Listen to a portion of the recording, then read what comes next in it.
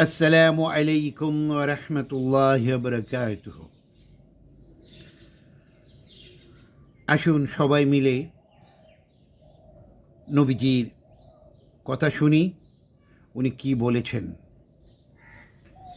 আনাস রাদিয়াল্লাহু আনহু হতে বর্ণিত, তিনি বলেন, রাসূলুল্লাহ সাল্লাল্লাহু আলাইহি সাল্লাম বলেছেন, প্রত্যেক আদম সন্তানই অপরাধী।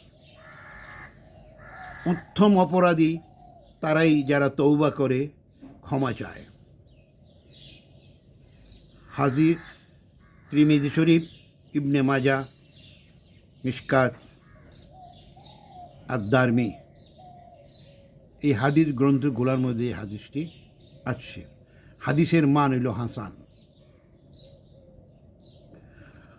অর্থাৎ পৃথিবীতে যত মানুষ আছে, বিশেষ করে আমরা মুসলিম যারা, আমরা কিন্তু অহরহই আল্লাহর কাছে অপরাধ করতেছি বা করে যাচ্ছি। এই জন্য আল্লাহ রাব্বুল আলামিন বলেছেন যে উত্তম অপরাধী হলো সেই ব্যক্তি ভুল করার পরে সাথে সাথে যে আল্লাহর কাছে ক্ষমা প্রার্থনা করে। আসুন আমরা প্রতিনিয়ত আল্লাহর কাছে ক্ষমা প্রার্থনা করি, ভালো কাজ করার চেষ্টা করি, মন্দ কাজগুলি পরিহার করি। ধন্যবাদ সবাই।